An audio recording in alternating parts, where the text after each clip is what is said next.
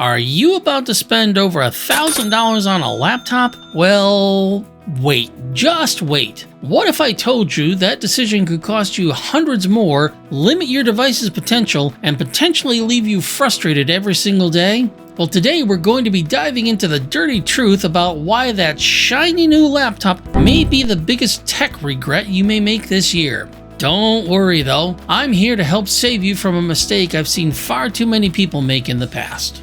Now, I'm not going to lament the reasons why you should purchase a desktop over a laptop here. I've already done a video on that.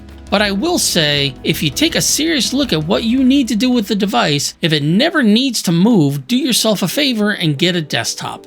Here are some simple reasons why a desktop makes more sense. First, and one of the biggest reasons, is the cost. Any halfway decent laptop configuration out there is generally going to start at around $1,200, whereas a comparable desktop will usually start at around $700 to $800.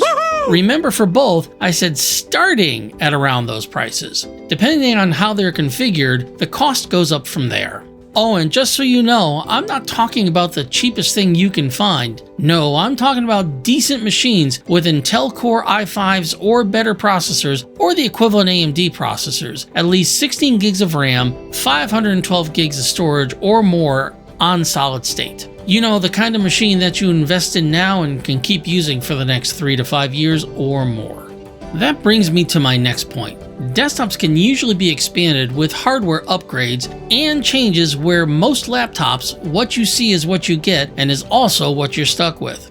Because of this, desktops can have their CPU, storage, graphics adapters, and RAM changed or upgraded to keep up with technology and provide better or more specialized capabilities should the need arise.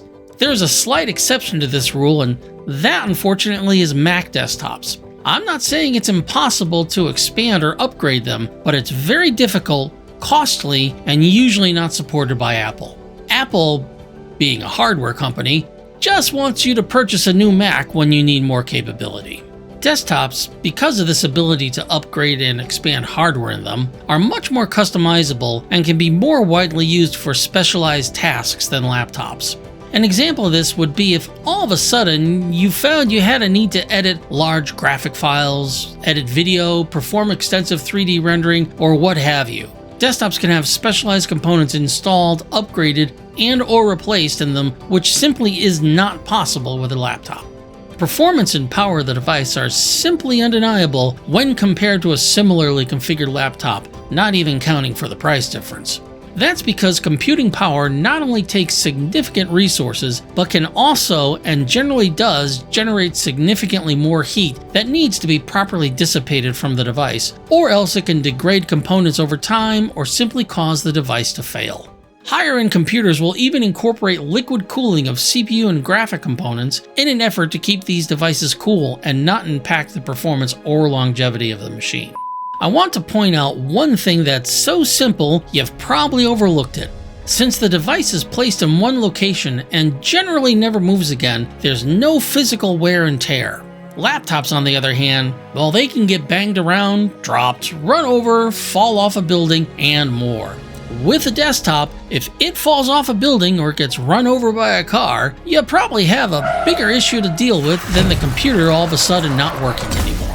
I'll leave some links in the description below on various desktop computers and configurations for day-to-day work, more specialized devices such as editing and or gaming machines. Let me know if you prefer a desktop or a laptop by leaving a comment below. Hit that subscribe button if you haven't already, and if you found this information helpful, click that like and share button so others can find it as well. And remember, there's really no such thing as a truly wireless computer. They all need power after all. And remember, stay grumpy, my friends.